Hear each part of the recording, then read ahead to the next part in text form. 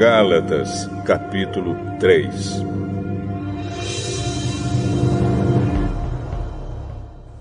Ó Gálatas, sem juízo! Quem foi que enfeitiçou vocês? Na minha pregação a vocês, eu fiz uma descrição perfeita da morte de Jesus Cristo na cruz. Por assim dizer, vocês viram Jesus na cruz.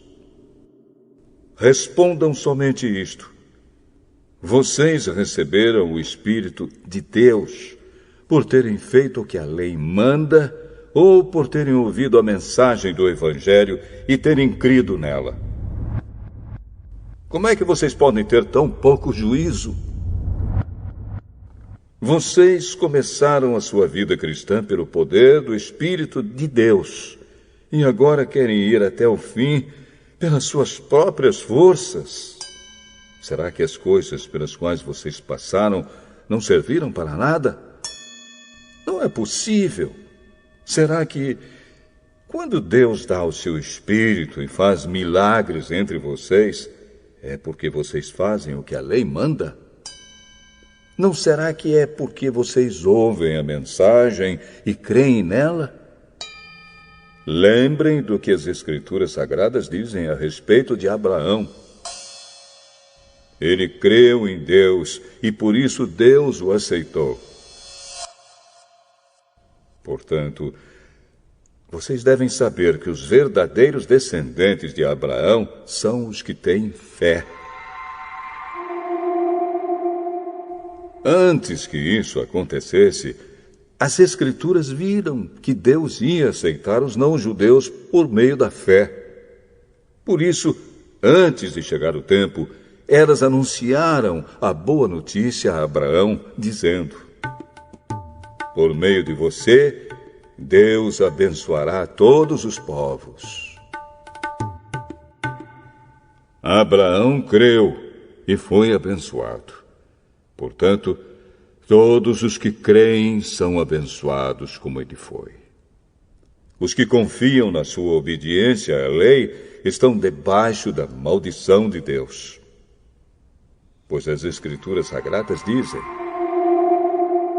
quem não obedece sempre a tudo o que está escrito no livro da lei está debaixo da maldição de Deus. É claro que ninguém é aceito por Deus por meio da lei, pois as Escrituras dizem: viverá aquele que, por meio da fé, é aceito por Deus. Mas a lei não tem nada a ver com a fé. Pelo contrário, como dizem as Escrituras, viverá aquele que fizer o que a lei manda.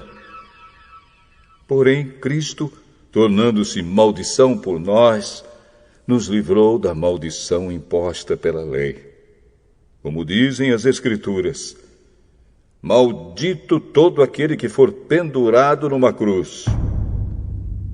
Cristo fez isso para que a bênção que Deus prometeu a Abraão seja dada, por meio de Cristo Jesus, aos não-judeus, e para que todos nós recebamos por meio da fé o Espírito que Deus prometeu.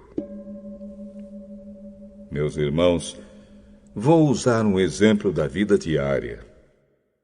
Quando duas pessoas combinam alguma coisa e assinam um contrato, ninguém pode quebrá-lo ou acrescentar qualquer coisa a ele.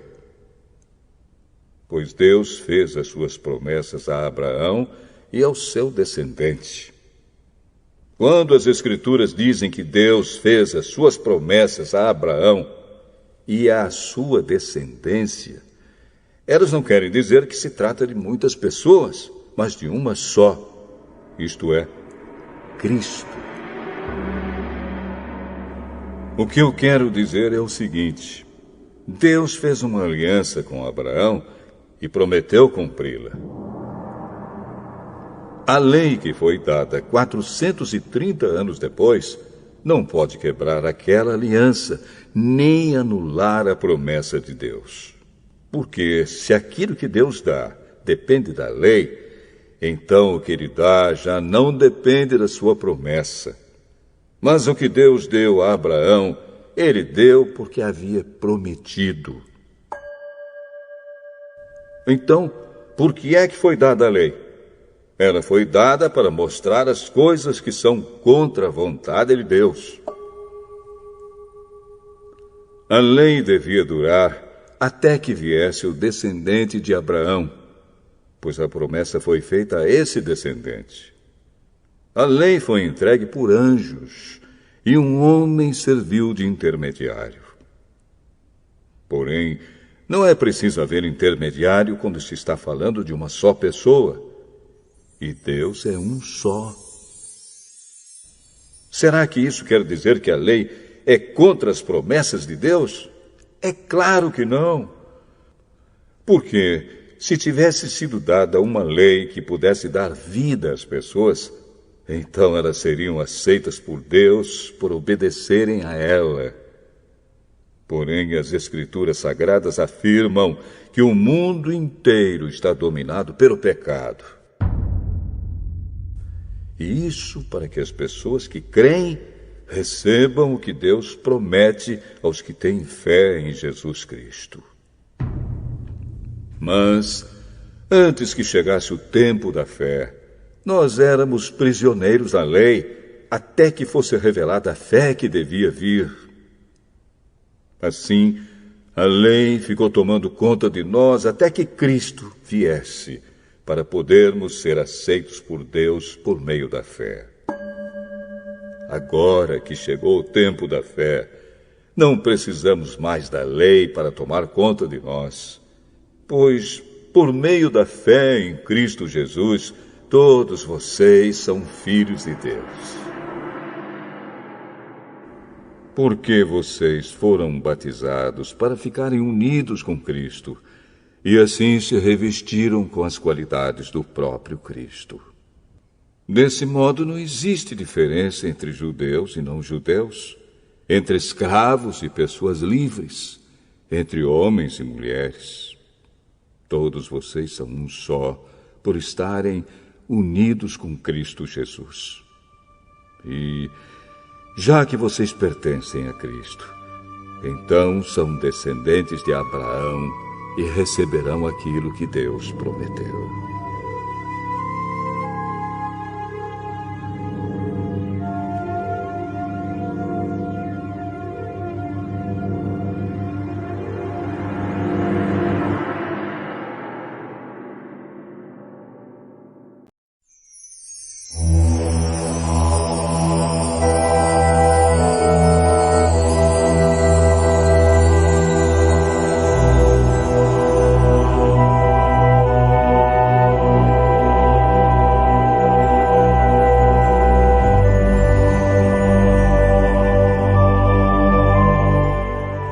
Jeremias,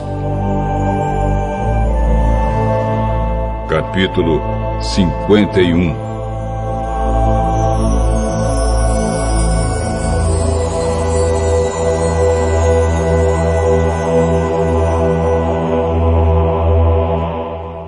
O Senhor Deus diz: eu farei com que venha um vento destruidor contra a Babilônia e o seu povo. Mandarei estrangeiros para destruírem o país, como o vento que joga longe a palha. Quando chegar esse dia de destruição, eles atacarão de todos os lados e deixarão a terra deserta. Não permitam que os soldados da Babilônia atirem as suas flechas ou vistam as suas couraças.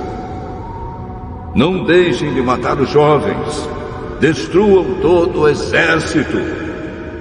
Eles serão feridos e morrerão nas ruas das suas cidades. Eu, o Senhor Todo-Poderoso, não abandonei Israel e Judá. Mas o povo da Babilônia tem pecado contra mim, o Santo Deus de Israel. Fujam da Babilônia, salve-se quem puder. Não sejam mortos por causa do pecado da Babilônia. Agora eu me vingarei dela e lhe darei o castigo que merece. A Babilônia era na minha mão como um copo de ouro que fazia o mundo inteiro ficar bêbado. As nações beberam o vinho que havia nela e ficaram loucas. De repente, a Babilônia caiu e ficou arrasada. Chorem por ela, arranjem remédio para suas feridas, e assim talvez ela seja curada. Os estrangeiros que moravam lá disseram: quisemos ajudar a Babilônia, mas já era tarde demais. Vamos sair e voltar cada um para sua pátria. Deus castigou com toda a sua força a Babilônia e a destruiu completamente.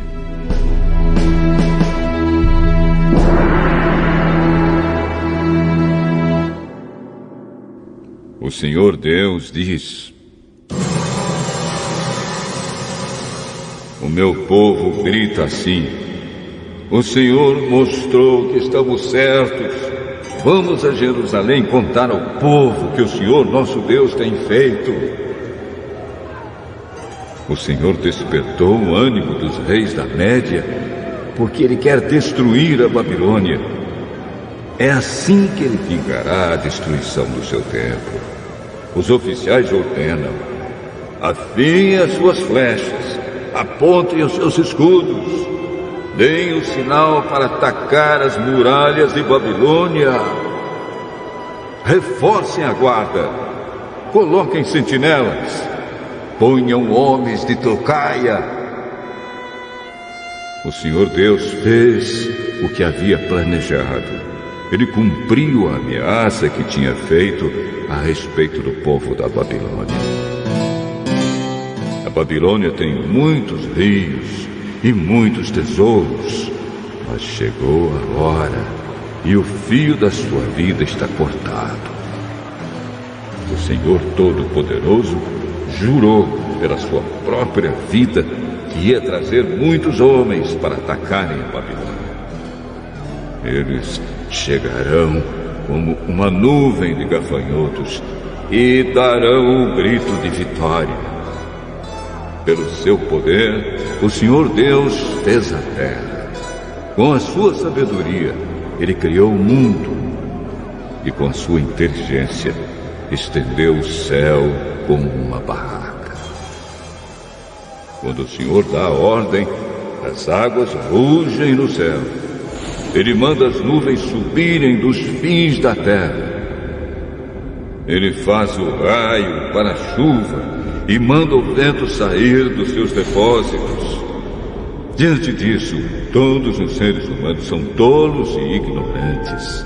Todos os que fabricam ídolos ficam desapontados porque fazem deuses falsos que não têm vida. Esses ídolos não valem nada. São uma tapiação. Serão destruídos quando o Senhor vier castigá-los. O Deus de Jacó não é assim.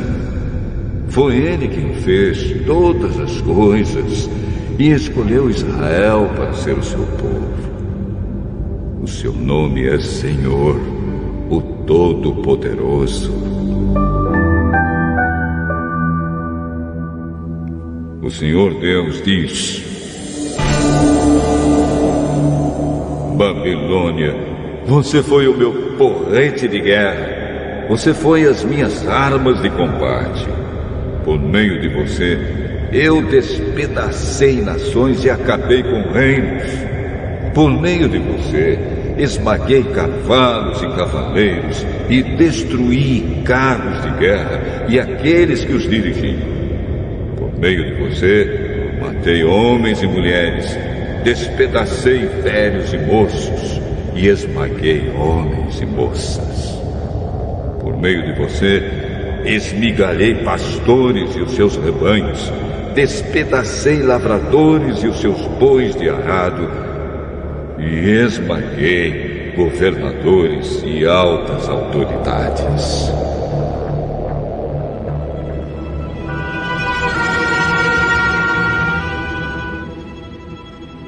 O Senhor Deus diz: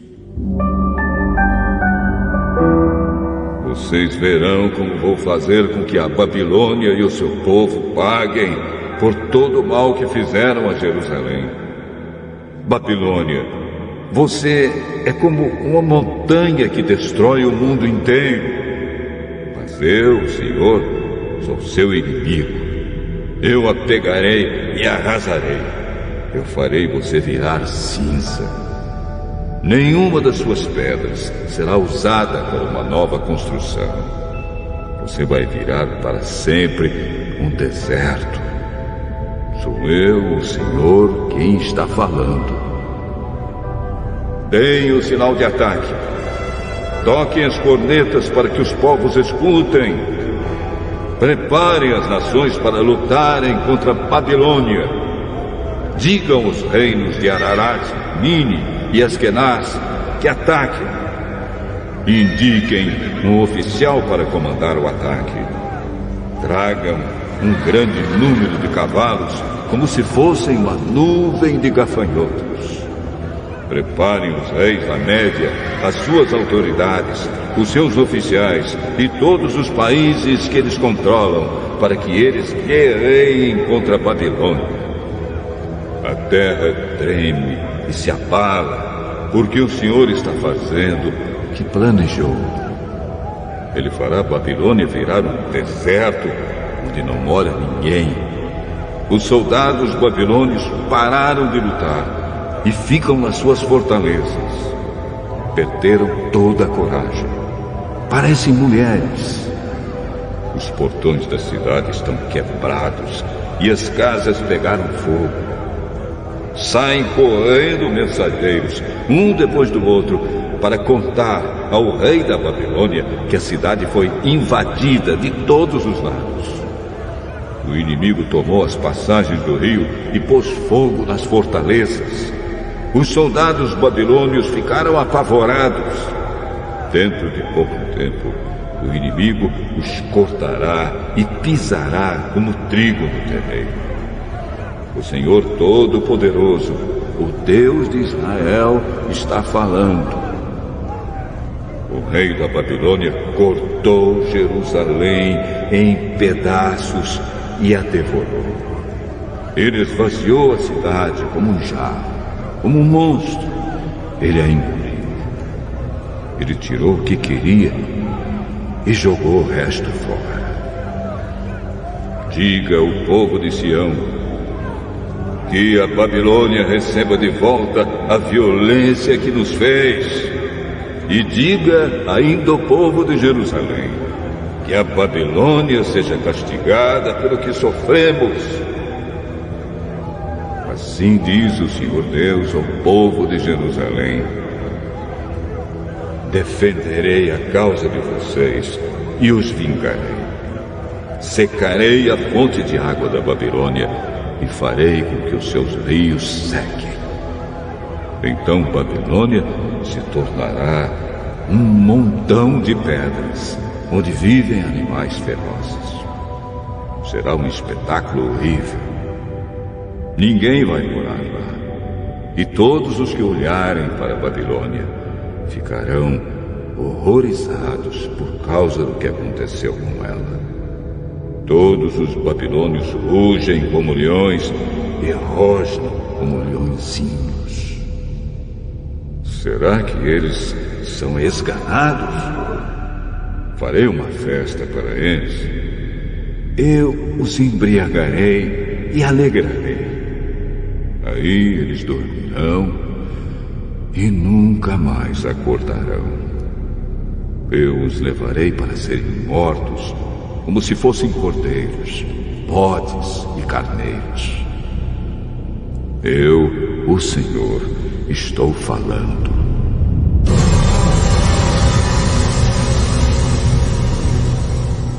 O Senhor Deus diz: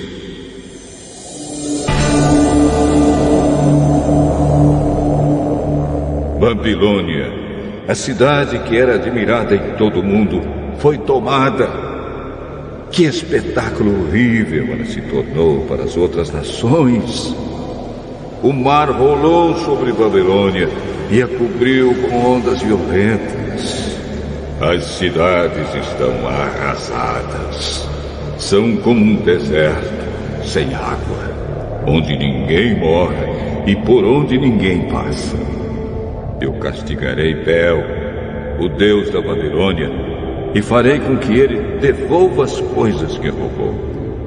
As nações não o adorarão mais. As muralhas de Babilônia caíram. Povo de Israel, fuja de lá. Que cada um salve a sua vida do fogo da minha ira. Não percam a coragem, nem fiquem com medo das notícias que ouvirem. Cada ano se espalha uma notícia diferente. São notícias de violência na terra e de um rei lutando contra outro. E assim está chegando a hora em que vou castigar os ídolos da Babilônia. Os moradores da sua terra ficarão com vergonha por causa da derrota, e todos serão mortos. Quando Babilônia cair e for destruída pelo povo que vem do norte, então tudo que existe no céu e na terra cantará de alegria. Babilônia matou gente em todo o mundo, e agora ela cairá, porque matou tantos israelitas. Eu, o Senhor, estou falando.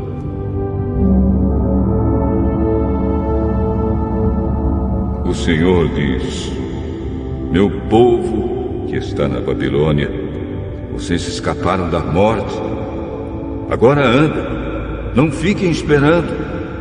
Embora estejam longe de casa, pensem em mim, o Deus de vocês, e lembrem de Jerusalém. Vocês dizem: estamos envergonhados porque fomos insultados. Estamos humilhados porque os estrangeiros invadiram os lugares santos do templo.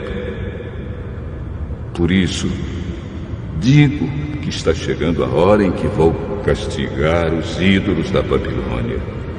E os feridos vão gemer, espalhados pelo país inteiro.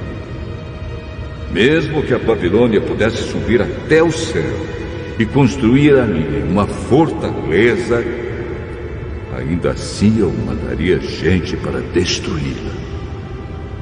Eu, o Senhor, estou falando.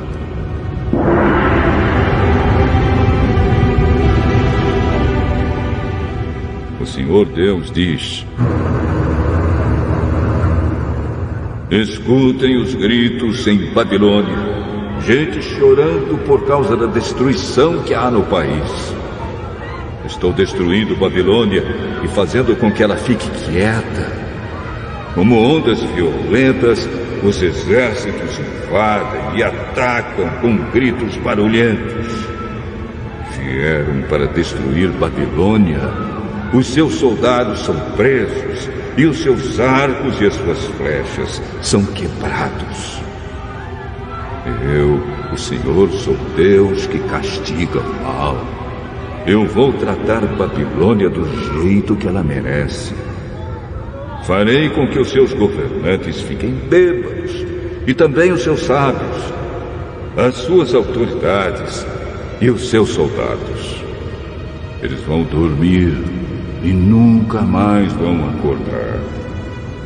Sou eu, o Rei, quem está falando. O meu nome é Senhor, o Todo-Poderoso.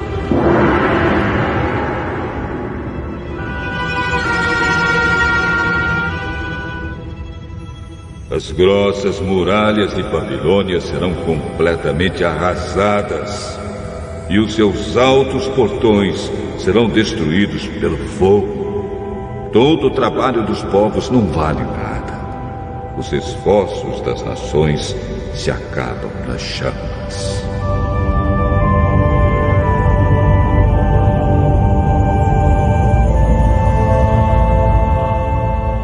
O Senhor Todo-Poderoso falou. Seraías, filho de Nerias e neto de Maaseias, era o oficial ajudante do rei Zedequias, de Judá. 4º ano do reinado de Zedequias em Judá, Seraías estava de saída para a Babilônia. E então eu lhe dei algumas ordens.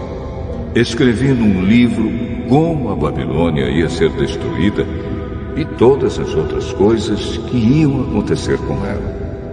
E disse a Seraías: quando você chegar à cidade de Babilônia, faça questão de ler em voz alta tudo o que está escrito aqui. Depois ore assim: ó Senhor Deus, tu disseste que vais destruir este lugar, de tal modo que aqui não ficará nenhum ser vivo, nem pessoas, nem animais.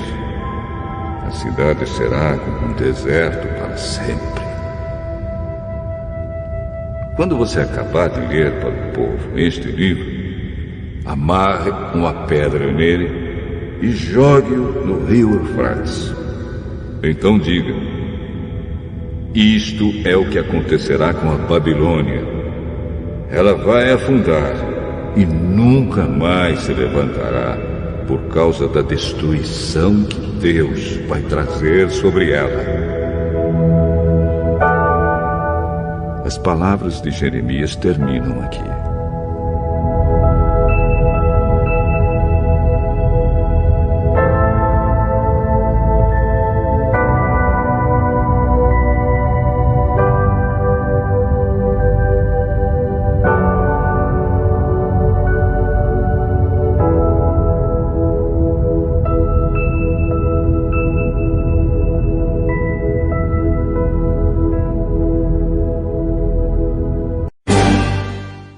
Jeremias, capítulo 52.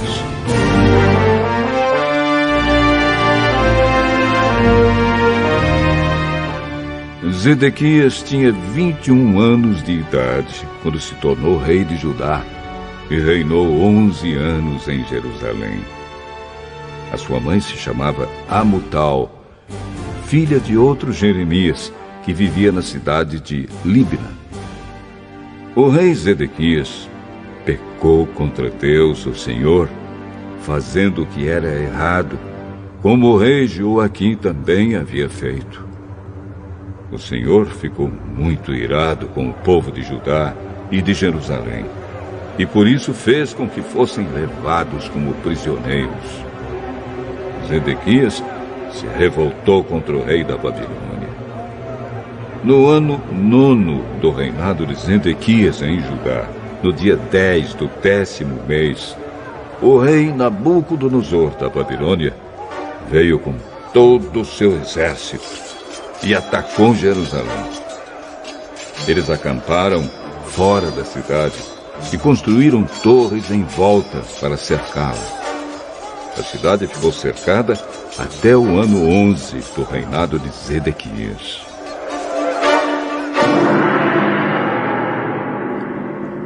No dia 9 do 4º mês daquele mesmo ano, a fome apertou na cidade.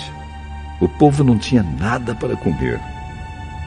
Quando os babilônios abriram brechas nas muralhas, todos os soldados judeus tentaram fugir durante a noite, embora a cidade estivesse cercada. Foram pelo caminho do Jardim Real, atravessaram o portão que liga as duas muralhas e fugiram da direção do Vale do Jordão. Mas o exército dos babilônios perseguiu o rei Zedequias e o prendeu na planície de Jericó. E todos os seus soldados o abandonaram.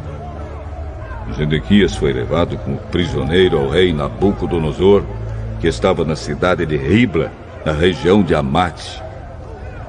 Ali, Nabucodonosor o condenou. Em Ribla, o rei da Babilônia mandou matar os filhos de Zedequias na presença do pai. Também mandou matar as autoridades de Judá. Depois, mandou furar os olhos de Zedequias e o prendeu com correntes de bronze, a fim de levá-lo para a Babilônia. E Zedequias ficou na prisão em Babilônia até o dia da sua morte. no ano 19º do reinado de Nabucodonosor, da Babilônia, no dia 10 do 5º mês, Nebuzaradã, conselheiro do rei e comandante-geral do seu exército, entrou em Jerusalém. Ele incendiou o templo, o palácio do rei e as casas de todas as pessoas importantes de Jerusalém. Os seus soldados derrubaram as muralhas da cidade. E Nebuzaradã levou como prisioneiros para a Babilônia os que haviam sido deixados na cidade, os que haviam fugido para o lado dele e o resto dos operários especializados. Mas deixou em Judá algumas das pessoas mais pobres e as pôs para trabalhar nas plantações de uvas e nos campos. Os babilônios quebraram as colunas de bronze e as carretas que estavam ao lado do templo e também o grande tanque de bronze. Então levaram todo o bronze para a Babilônia. Levaram as pás e as vasilhas usadas para carregar as cinzas do altar e as tesouras de cortar pavios de lamparinas. Levaram as tigelas onde era recolhido o sangue dos sacrifícios, as vasilhas de queimar incenso e todos os objetos de bronze usados no culto. Levaram todas as peças feitas de ouro ou de prata, as vasilhas pequenas, os pratos de carregar brasas, as tigelas em que era recolhido o sangue dos sacrifícios, as vasilhas para cinza, os candeeiros, as vasilhas de incenso e os vasos usados nas ofertas de bebidas. Não foi possível calcular o peso dos objetos de bronze que o rei Salomão havia feito para o templo, isto é, as 2 colunas, as carretas, o grande tanque e os 12 bois que o sustentavam. As 2 colunas eram iguais. Cada uma tinha 8 metros de altura por 5 metros e 35 centímetros de circunferência. Eram ocas e a grossura do metal era de 10 centímetros. No alto de cada coluna havia um remate de bronze que media 2,20 metros de altura. Em toda a volta do remate havia um enfeite rendilhado e com romãs. Tudo isso também era de bronze. No enfeite rendilhado de cada coluna havia 100 romãs, sendo que 96 delas podiam ser vistas do chão. Nebuzaradã, o comandante-geral, também levou como prisioneiros Seraías, o grande sacerdote, e Sofonias, o segundo sacerdote, e os 3 outros oficiais de importância no templo. Da cidade, ele levou o oficial que tinha sido o comandante das tropas, 7 conselheiros do rei que ainda estavam lá, o oficial encarregado de alistar homens para o exército e mais 60 homens importantes. Nebuzaradã os levou ao rei da Babilônia, que estava na cidade de Ribla, na terra de Amate. Ali o rei mandou surrá-los e depois matá-los. Assim o povo de Judá foi levado como prisioneiro para fora da sua terra. Este é o número de prisioneiros que Nabucodonosor levou. No 7º ano do seu reinado, levou 3.023. No 18º ano, 832 de Jerusalém. No 23º ano, Nebuzaradã levou 745.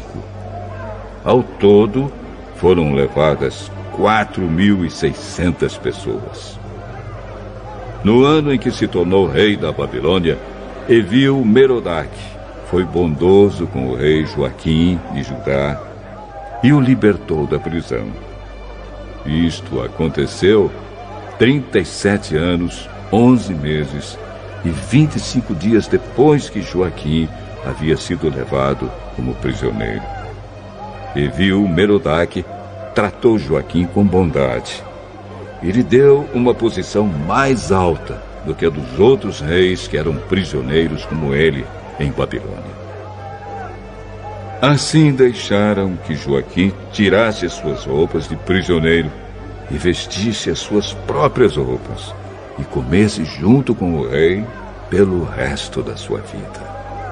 E todos os dias, enquanto viveu, recebeu do rei uma pensão para o seu sustento.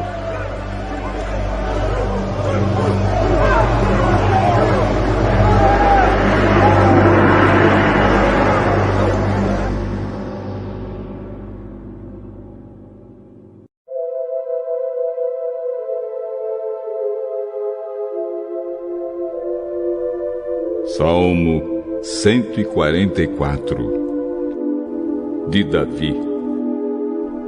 Louvem o Senhor Deus, a minha rocha. Ele me prepara para a batalha e me ensina a combater. Ele é a minha rocha e a minha fortaleza, o meu abrigo e o meu libertador. Ele me defende como um escudo e eu confio na sua proteção. Ele põe as nações debaixo do meu poder. Ó Senhor, que é o ser humano para que penses dele? Que é um simples mortal para que te preocupes com ele? O ser humano é como um sopro. A sua vida é como a sombra que passa. Ó Senhor, abre o céu e desce. Toca nas montanhas e elas soltarão fumaça. Manda relâmpagos e espalhe os inimigos. Atira as tuas flechas para fazê-los fugir. Lá do alto estende a mão. Tira-me do mar profundo e salva-me. Livra-me do poder dos pagãos, pois eles nunca dizem a verdade e mentem, fazendo juramentos falsos. A ti, ó Deus, eu cantarei uma nova canção. Tocarei a harpa de 10 cordas e te cantarei louvores. Tu dás a vitória aos reis e livras da morte o teu servo Davi. Salva-me dos meus inimigos cruéis. Livra-me do poder dos pagãos, pois eles nunca dizem a verdade e mentem, fazendo juramentos falsos. Que na sua mocidade os nossos filhos sejam como plantas viçosas e que as nossas filhas sejam como colunas que enfeitam a frente de um palácio. Os nossos depósitos fiquem cheios de todo tipo de mantimentos. Que nos nossos campos os rebanhos deem dezenas de milhares de crias. Que o gado se reproduza bem e as vacas não percam as suas crias. E que não haja gritos de aflição nas nossas ruas. Feliz a nação que tem tudo isso. Feliz o povo cujo Deus é o Senhor.